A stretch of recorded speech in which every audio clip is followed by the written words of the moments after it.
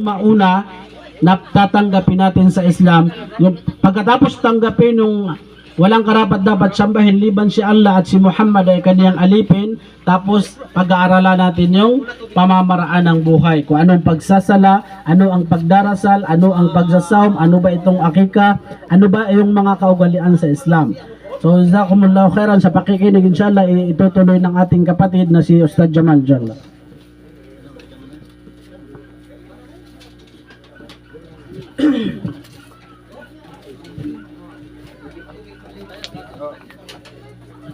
Alhamdulillahi Rabbil Alamin, wassalatu wassalamu ala Rasulillah wa ala alihi wa ashabihi ajma'in.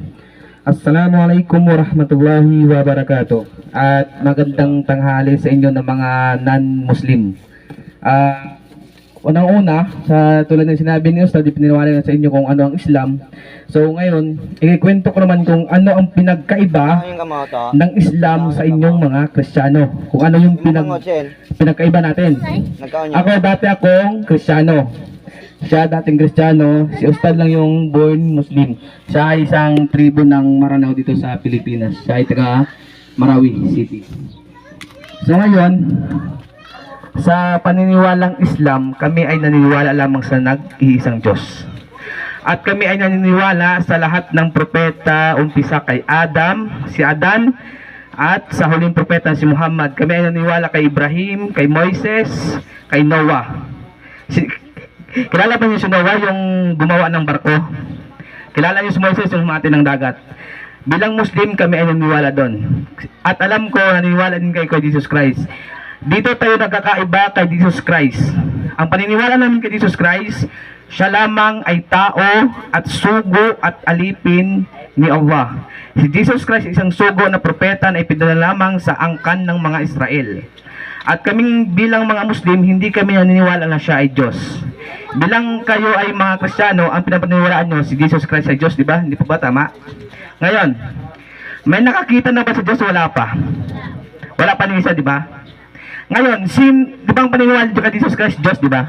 Bilang mga Kristiyano. Ngayon, sino yung ipinako sa cross kung wala pang nakakita sa Diyos? Di ba? Sana buksan niyo yung pag-iisip, inyong talinuhan nyo ha, buksan niyo yung pag-iisip. Ngayon, tinanong ko kanina kung meron na bang nakakita sa Diyos ng isang tao, di ba? Wala pa. Ngayon, sino yung ipinako sa cross? Si Jesus. So, magkasalungat, di ba? Nakikita, tapos yung Diyos hindi nakikita. Paano mo sasabihin na Diyos si Jesus Christ, siya ay nakita nung ipinangako? Ngayon, second, sinasabi nila ang Diyos daw ay Ama. Talinuhan nyo ha, sinasabi nila ang Diyos ay Ama. Pag sinabing Ama, ano ibig sabihin? Tatay, hindi ba? Lalaki o babae ang Ama? O ngayon, bakit itinuturo sa inyo ng mga pastor na Ama ang Diyos? Ay wala pang nakakita sa Diyos. Hindi po ba, hindi nyo naunawaan yun? Diba? Ang Diyos wala pa nakakita sa Kanya. Walang kasarian kung ano man, may kamay ba siya, may mata ba siya. Ang sa Islam, ang paniniwala namin sa Diyos, ay siya ang lumikha ng lahat. At hindi namin binibigyan ng paliwanag kung ano ba ang kanyang kasarian. Dahil wala pang nakakita.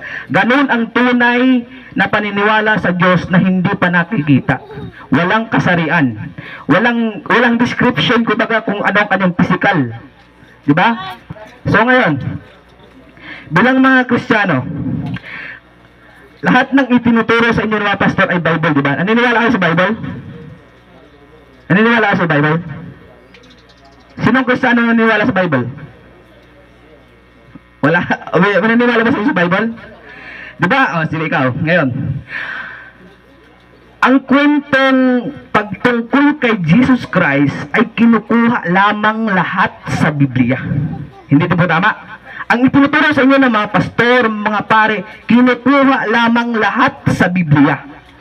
Ngayon, ang Biblia po, ang itinuturo lamang sa inyo ay Tagalog, English. Ngayon, saan si Jesus Christ pinanganak? Sa Israel, hindi po ba? Ngayon, 100 pesos yung nakasagot. So, bubunot mo na ako. 100 pesos. Mahal na mahal yun si Jesus Christ, hindi? Mahal na mahal yun si Jesus Christ, hindi? Mahal na mahal. Kilala niyo si Jesus Christ? Ilang kilala niyo si Jesus Christ? Ngayon, bibigyan ako ng 100. Ngayon, simple question lang to. Palimuhan niyo ha. Ngayon, di ba si Jesus Christ na buhay? Ipinanganak siya ni Virgin Maria sa Israel. Ngayon, nung siya ay marunong na magsalita, ano ang kanyang lingwaheng ginamit? Tagalog. Ano pero wag mo na yung mga Muslim magsagot. Yung mga Christian lang muna. Ano ang di ba? Pag sinabing Kristiyano, the followers of Jesus Christ. Ngayon, simpleng tanong ko lang sa inyo. Ano ang kanyang lingwaheng ginamit nung siya'y nabubuhay? Ano? 100 pesos na mga sagot. Okay, wala. Ngayon, talinawan nyo ha. Ang lahat ng itinuturo ng pastor galing sa Biblia ay lahat yan po, mga halimbawa, si Moses, nang hinatid ng dagat, nang hinabos siya ni Firaun ay sa bansang Egypt. Ayun, ang bansang Egypt niyan, Muslim country po yan. Muslim country po. Ang Babylon na sinasabi nila, in the waters of Babylon, saan pong lugar matatagpuan yan? Ha? Sa Middle East, parang gitnang silangan. Kaya, sabihin ko sa inyo, ang paniniwalang Christianity ay pinamana lang sa inyo. Alam ko na wala kayong alam sa pagiging Kristiyano ninyo.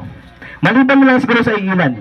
Ako dati akong Kristiyano, pinapaliwanag ko sa inyo, dati akong Kristiyano, nung pinag-aralan kong Christianity, walang-wala talaga.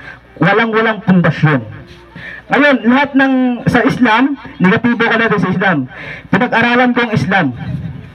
At dito ko nakita ang tunay na liwanag. Na ang Islam pala ang tamang relihiyon. Ang relihiyon ng lahat ng propeta.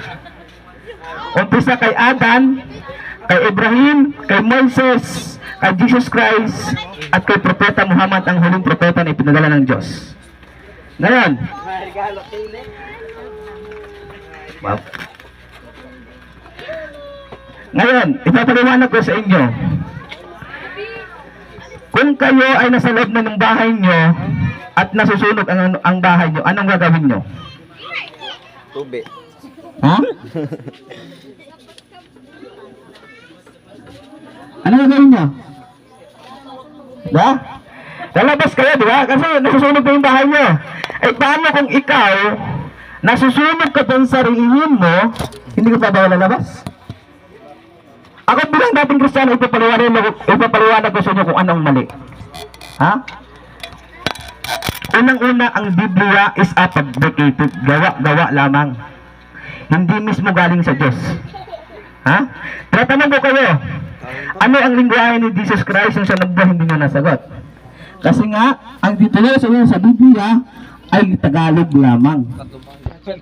Yeah? Pangalawang mali. Ang Biblia ay hindi mismo galing kay Jesus Christ o sa mga propeta. Ang Biblia daw ay salita ng Diyos.